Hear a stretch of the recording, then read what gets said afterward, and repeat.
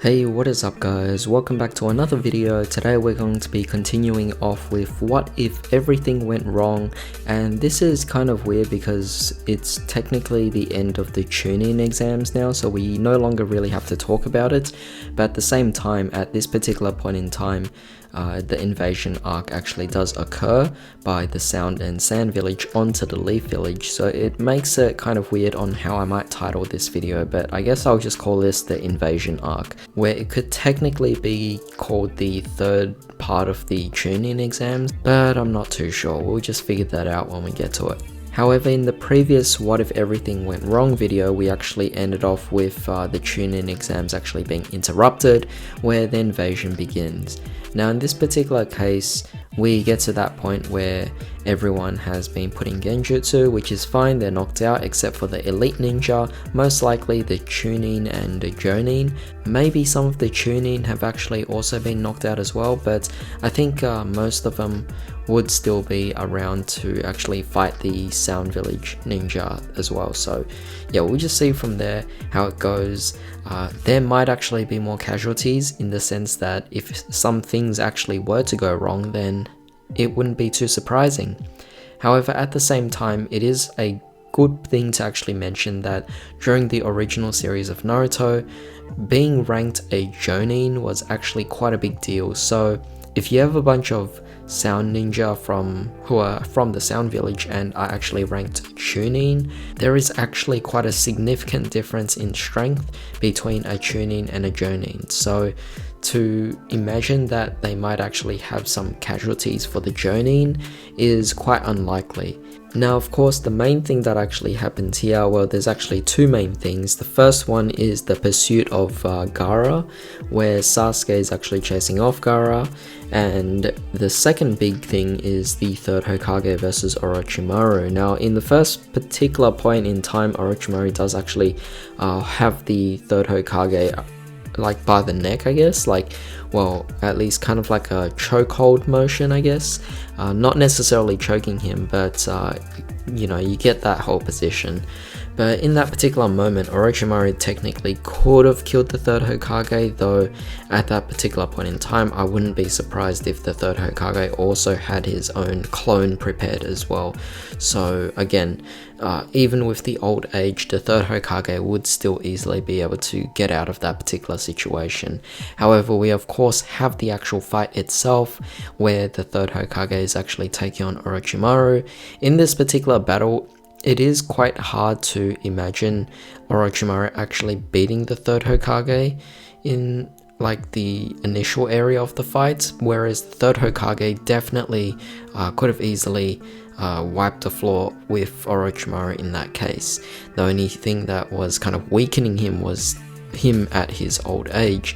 And what I'd like to point out is that once Orochimaru actually does bring out the reanimation jutsu, where he actually brings back the first and second Hokage, I think at that point it's quite surprising, because the fact that the third Hokage was still able to take on the first and second Hokage is definitely something that is quite crazy. Now, of course, if Orochimaru hadn't underestimated Sarutobi, then it would have made sense that the third Hokage would actually die, you know, because had Orochimaru released the reanimation, the first and second Hokage, and he also charged in as well into the fight, then that would have been a 3 against 1 battle where you're just really in a bad situation. You could argue that the first and second Hokage were technically weakened in this state, and yes, that is true, they are weakened, but that doesn't really take away the fact that they could still actually handle the third Hokage with no problem in this case. The first and second Hokage are genuinely strong. Now, power scaling is a bit different in terms of the feats of jutsu in the OG series. It's not like Kishimoto planned for the powers to actually be such massive scale or planetary scale by the time it gets to Shippuden. In the original series, seeing this was a very high level sort of battle already, you know? And keep in mind that it has been stated multiple times in the series that the third Hokage was technically at his prime the strongest Hokage as well. So when you put it into that perspective and you actually consider the scaling at his older age against a weakened first and second Hokage, it could also be believable that they are fairly even in terms of battle powers or battle strengths and everything like that. So it makes it quite an interesting debate in its own right, but of course that could be saved for a different video. In this situation, just to think that the third Hokage was taking on the first, the second, and Orochimaru at the same time, the third Hokage could have easily just died in that particular situation. If he had died, Orochimaru probably wouldn't have had his arm sealed, meaning he would be able to wreck the Leaf Village quite easily, because the only other person I could really imagine being able to prevent this would be Jiraiya actually stepping in, alongside multiple Jonin ninja as well. But I also wouldn't be surprised if there were plenty of casualties that actually occur.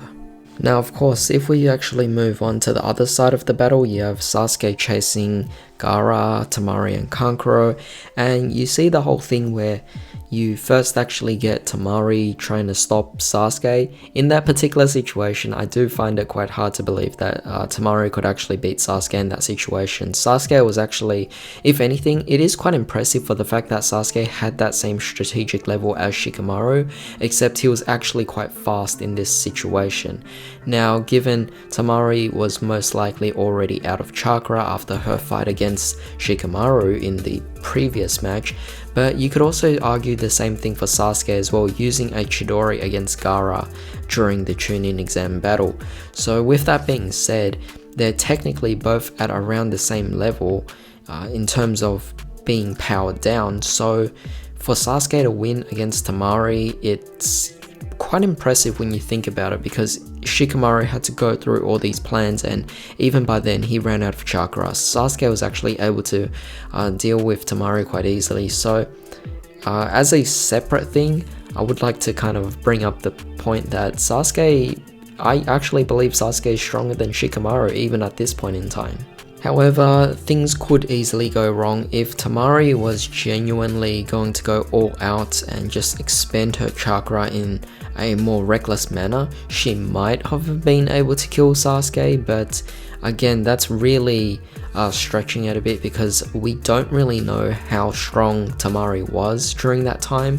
We know for a fact that during the Sasuke retrieval arc, Temari was very strong, actually being able to do the summoning jutsu and able to make her wind scythe jutsu very powerful. So when you see that being the case, it's hard to say that Temari might not have actually been able to use it at this particular case in time as well against Sasuke. But given that she didn't, I'm just gonna assume that she doesn't have it at this point in time. As we move further along, where Sasuke is actually chasing off Kankuro and Gaara now, Kankuro decides, hey, let me just stop it instead. Temari catches up and brings Gaara away, so we have Kankuro now staying there, but Shino manages to intercept. Now it makes sense that Shino was able to actually get to Sasuke as well, because if you actually consider it, Shino was one of the final participants of the Chunin exams who couldn't actually battle, so he wasn't actually in the spectators area, I guess, where the main fight was actually happening. He was kind of in his own participants' quarters, so I guess it made it easy for him to actually follow Sasuke with the actual bugs that he had attached to Sasuke. And so a battle pretty much ensued between Shino and Kankuro. Now of course, during this fight we got to see that there was actually a stalemate between both Kankuro and Shino, and you know, the worst case scenario, given that Kankuro did technically become part of the good side later on down the line in Shippuden, of course, well, even in the Sasuke retrieval arc, it is possible that the bugs that Shino used to attack Kankuro at the end of their fight could have ended in Kankuro's death. I mean, if Shino wasn't so merciful, then he might have actually killed off Kankuro as well. Likewise, with Kankuro actually poisoning Shino, it could also lead to the fact that if Shino's dad hadn't got there in time to extract the poison back out, Shino might have also died in that situation as well, which would have made a double kill. But with that being said, once Sasuke actually reaches there, and eventually even Naruto, Sakura, Shikamaru and Pakun actually also reach there as well, Gaara starts his rampage, and at that point, worst case scenario, that rampage could get so bad to the point where it kills Temari, Sasuke, and it even kills off Naruto's team when they arrive as well. And that is quite possible, but of course with the whole plot arm of the story, it is stretched to a little bit of a small degree or small margin where they allow for them to actually be able to delay things, allow for Naruto to build up himself, so that does make things quite interesting there. But I could easily see that in the worst case scenario, they could have easily died, meaning Team 7 would be dead, even Parkoon might be dead as well. He might easily just release the summoning and disappear, so that might be a different case. But you could even see Tamari dying in that particular situation as well. And of course with Shikamaru actually acting as the decoy against the Sound Ninja and even the Sand Ninja, I believe, I'm not too sure, in that if Asuma didn't arrive in time, then Shikamaru would have also died as well. So very interesting as you see each of these situations where in the worst possible scenario, everyone could actually just end up dying in all of these situations. So yeah, pretty crazy, and same thing applies against the third Hokage and Orochimaru, where the third Hokage might end up dying without sealing Orochimaru's jutsu, which would be quite devastating and would resort to Jiraiya taking up a more active role in the actual fight itself.